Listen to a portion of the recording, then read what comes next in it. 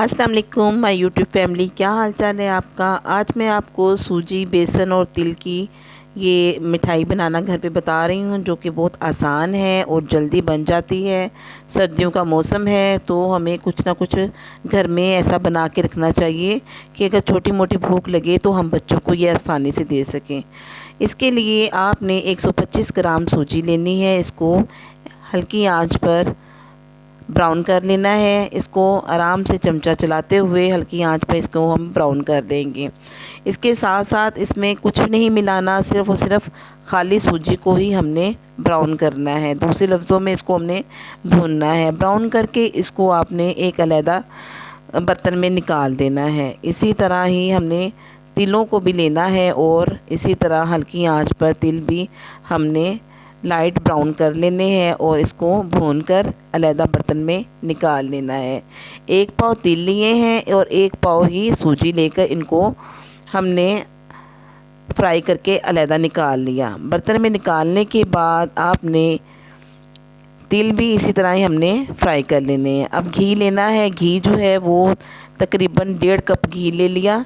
इसको बेसन, एक पाव बेसन लेकर इसको घी में हमने फ्राई करना है। घी को पहले गरम कर लें, उसके बाद बेसन को छानकर इसमें हम लोगों ने इसको आराम से चम्मच को चलाते हुए और सारे बेसन को उसमें हमने मेल्ट करके और इसको हमने भून लेना है। बेसन को इतना भूनना है कि लाइट ब्राउन, गोल्डन ब्राउन की ये शक्ल इख्तियार कर लेगा। ये देखें, ऐसे लगता है जैसे बिल्कुल पानी की तरह ये बेसन इसमें घी में फ्राई हो जाता है। इसको फ्राई करते जाएंगे और चम्मच को हम बाकायदा चलाते जाएंगे। इसको चलाते जाएं और इसको इतना भूनना है कि ये लाइट ब्राउन कलर, ये गोल्डन कलर दे दे। थोड़ा सा ये सारा पानी की तरह पतला हो जाता है, लेकिन इसमें पानी नहीं मिलाना हमने। इसको फिर इसी तरह ही हमने जिस बर्तन में हमने वो तिल और सूजी निकाली थी भूनकर, उसी बर्तन में इसको भी हम निकाल लेंगे। तकरीबन 10 से 15 मिनट इसको हमने इसी तरह ही भूनना है, ताकि इसको हम फ्राई करके तकरीबन गोल्डन ब्राउन कलर की दे देगा हमारा। इसको इसी तरह फ्राई करते जाएंगे। लाइट आंच रखनी है। जो प्लम है वो ज़्यादा तेज़ नहीं करनी है। अगर आप तेज़ करेंगे तो ये ज़्यादा सुर्ख हो जाएगा और ये कड़वा हो जाएगा। इसमें हमने निकाल लिया और बर्तन में निकाल कर ये कुछ इस शेप में आपके सामने होगा।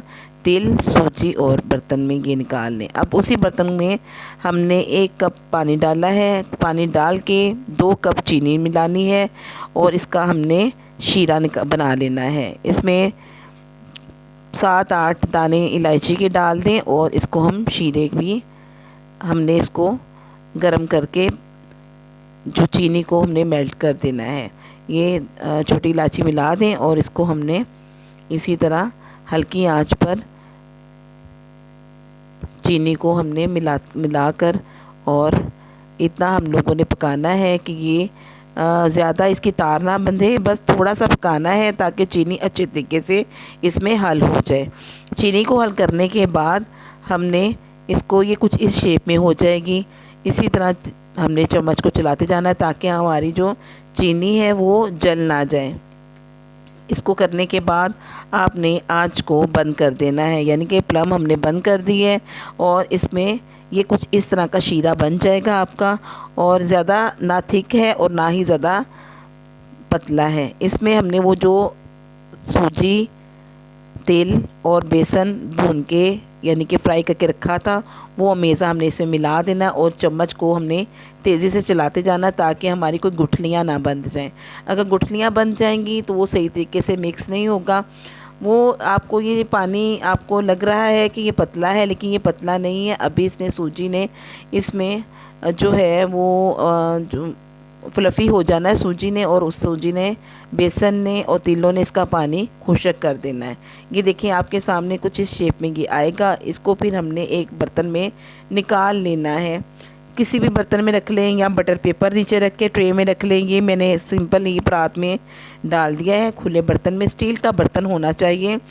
तो ये है कि इसके सामने मैंने आपके सामने ये देखें, ऊपर मैंने, इसके ऊपर जो है वो खोपरा इसको मैंने मेल्ट करके खोपरे को भी ऊपर डाल दिया है।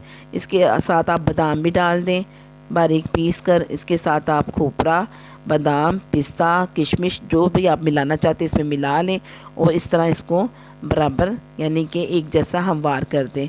उसके बाद इसके पीसेस काटें और प्लेट में इस तरह पेश करें। ये देखें कितनी खूबसूरत और मज़ेदार खस्ता सूजी की, बेसन की और तिलों की हमने बर्फ़ी बना ली है। ये मेहमानों के आगे पेश करें। बहुत खस्ता और ज़ायकेदार है और इसके बहुत सारे फ़ायदे भी हैं। बच्चों को भी ये बहुत पसंद आती हैं। बच्चों के लिए ये बहुत ज़्यादा मुफीद हैं।